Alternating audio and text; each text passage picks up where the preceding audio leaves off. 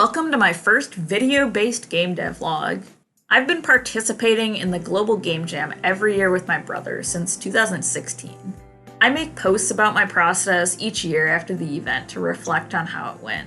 These have all been in written form on my blog or on social media previously, so I've never actually made a video talking about this. Today, I'm going to present one of my game dev vlogs in the form of a video. Feel free to check out my written posts, linked in the description below. This first video will cover my 2017 game, SOS.WAV. This was my second year doing the Global Game Jam, so I had made one project the previous year that was honestly pretty rough. So SOS.WAV was a huge improvement, and I was a lot more proud of it. So that's why I'm going to start there. SOS.WAV is a 2D adventure game where you solve puzzles to make your way through the story.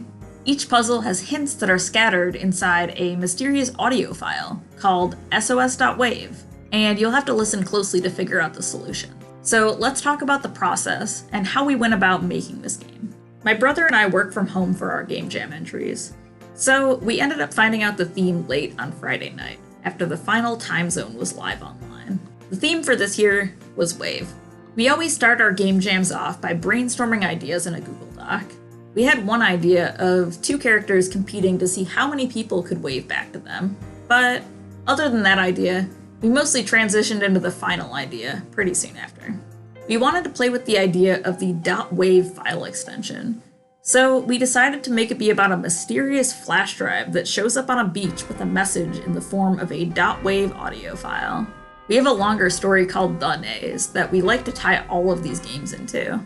So we chose a part early in the story to connect it to. Basically, a girl named Mare is kidnapped, and it's up to Mr. Dude to find her, using the .wav file that he found as hints to complete the puzzles on the island. So with the story idea, we set up the project and started to work on the game. I started on some of the UI sketches, so first was the mock-up menu. We decided to make it be Mr. Dude's phone, so that he could plug the flash drive into it, and you could use that as the menu. We didn't need anything beyond interacting with the sound file for this game, because the concept was pretty straightforward. As Mr. Dude completes puzzles, various extensions are plugged into his phone that the player can use to manipulate the sound file. So after I sketched out that concept, I made the basic UI for the dialogue box and a portrait for when Mr. Dude talks. The rest of the night, I worked on the character art and animation. We knew that Mr. Dude was going to be our main character, so I drew a walk cycle for him in Photoshop, while my brother figured out the movement and collisions in RPG Maker, and started on some of the background environment drawings. This was our first time hand-drawing our own sprites and resizing them for a game jam project. I really only did this previously in my senior thesis project, Detective Ragger, a couple of years prior, so this was fairly new territory for us in RPG Maker. The next day, I implemented the mock-up menu in RPG Maker and made all the buttons clickable. My brother edited the sound file in Audacity, so I was able to import that in and make it all functional. We took a break for a few hours to spend time with family, so that ate into some of our game dev time. When we got back, I continued to work on the functionality of the menu. We made individual picture files for each menu element to show the player the quantity of some of the select items, like mushrooms. I've learned much more efficient ways to do this now, but it was a learning experience and it got the job done at the time. I went on to finalize the menu art and imported all of it into RPG Maker. Basically, how it works is that when you listen to the .wav file, some parts are backwards, too fast, or too slow.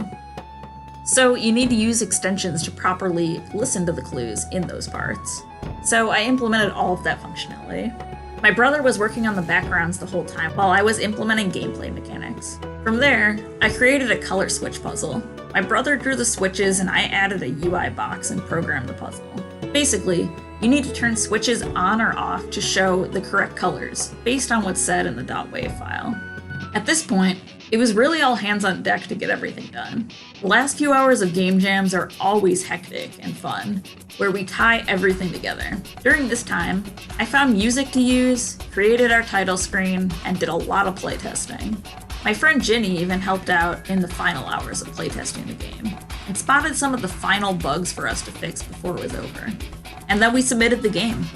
We usually stay up through Saturday night to finish it all up, So this really started that yearly tradition. So that was my second Global Game Jam project, and I'd say it was the first one that I was proud of. Looking back on it, we did a lot of clever things with the gameplay, and I do still really like it as a Game Jam project. This was also the foundation of what was to come for some of our future Global Game Jam projects, and it really set the standard going forward. Anyway, thanks for watching. I may end up doing some more of these videos in the future, so just let me know if that's something you'd be interested in watching. Until next time!